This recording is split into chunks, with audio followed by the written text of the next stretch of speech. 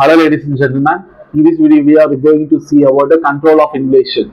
In the previous video we have seen about the inflation and its types and its methods of how it impacts the economy.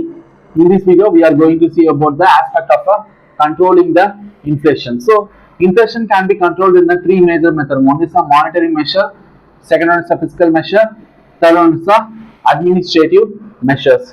So first method, monetary measures. Here, monetary measure was taken mostly by a Reserve Bank of India. First, what Reserve Bank of India will do is that increase in the repo rate by Reserve Bank of India. So repo rate is nothing but the interest rate at which the Reserve Bank of India gives a loan to the banks. So this was the interest rate at which Reserve Bank of India gives a loan to the banks. Whenever this repo rate was increased, banks also will raise a interest rate that was given to the customers. So whenever the interest rate was raised, people was not willing to take a loan because they need to pay a high interest rate. Whenever the people was not willing to take a loan, the money availability with the people was reduced. Whenever money availability was reduced, demand for a product will automatically get reduced, thereby the prices of a product will also get reduced. So these are the monetary measures that was taken by the Reserve Bank of India. Increase the repo rate, thereby the interest rate on a loans. Next is the open market operations by the Reserve Bank of India.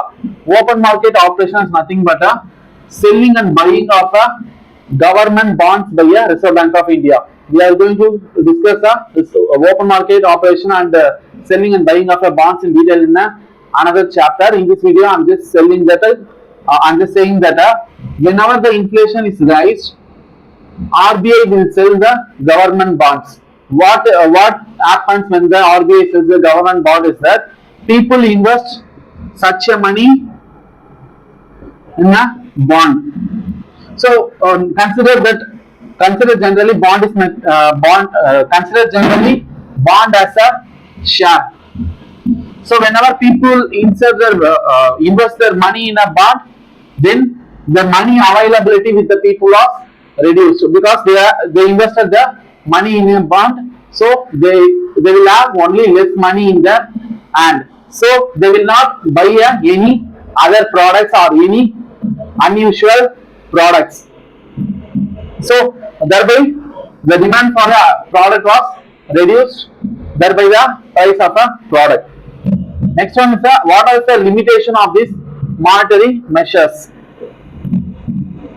So these monetary measures generally works with the demand pull inflation. In a cost push inflation, mostly it will not work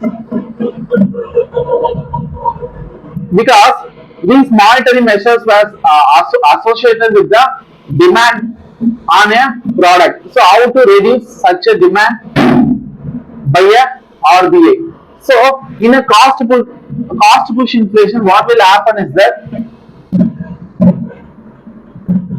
production cost of a particular product was raised due to the increase in the price of a raw material and the labor involved. So these monetary measures will not be useful to control the cost push inflation at any major impact. Next one is the unorganized financial loans.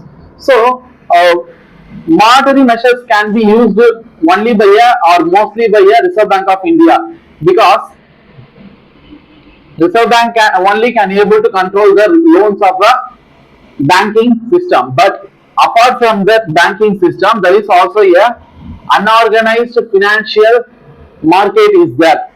Take for example some unregulated money market.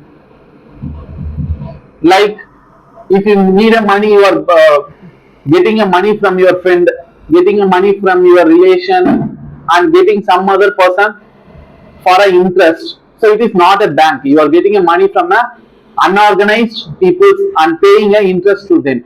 So RBI cannot able to control these unorganized sector. Only RBI only can able to control the organized sectors like the banks. So this method was not useful for unorganized financial loans. production activity gets reduced. So whenever the interest rate is raised, the companies which involves in the production cannot able to take a loan because interest rate was high. They cannot able to pay a higher interest rate. Whenever they cannot able to get a credit from a banking system, their production gets affected because their working capital and other capitals from a banks was not met. So their production of any product or services will get affected due to the credit crunch. Next one is the fiscal measures. So this method was mostly taken by a government.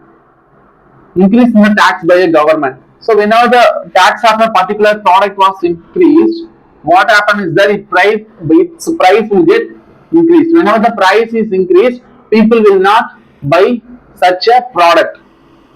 So the demand of such a product was automatically will get reduced.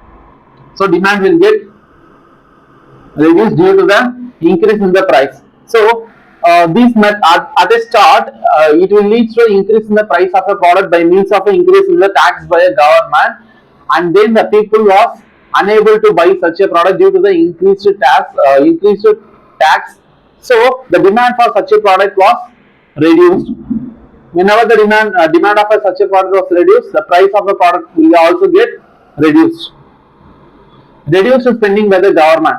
Whenever the government reduces the spending on a major products like construction and other major products, what happens is that the demand for a product that was used for such a products will get reduced. Take for example, if the government reduces the investment on a construction during the inflation period, what happens is that demand for a cement will reduce, demand for a sand and stone will reduce.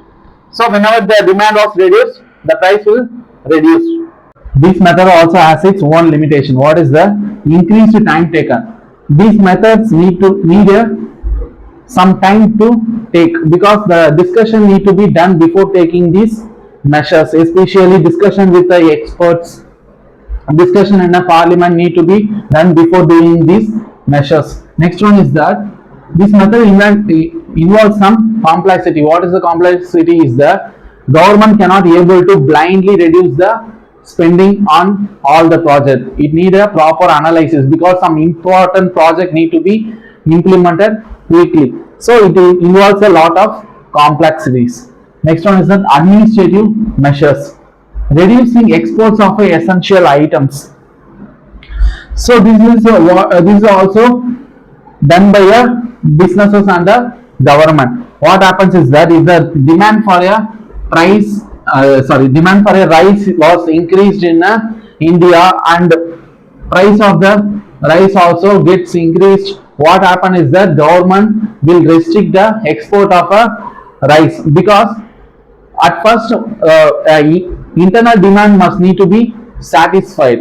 Whenever people of a country cannot able to buy a rice, you cannot able to export because if the export was done, it will lead to a very high increase in the price of a rice, and also it will lead to a scarcity of a rice in a country. So whenever such a demand for such a product was increased, government will restrict its export to control inflation and to control price.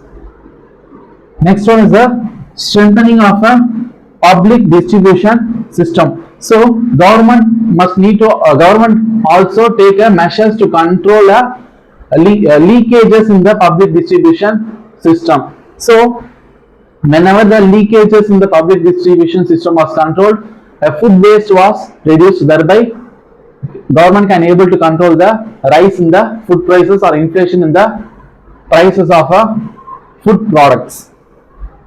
This method also has its limitation because these measures can control inflation for only a short period of time. So this is the method that was used by Reserve Bank of India, government and then businesses to control inflation. Thank you.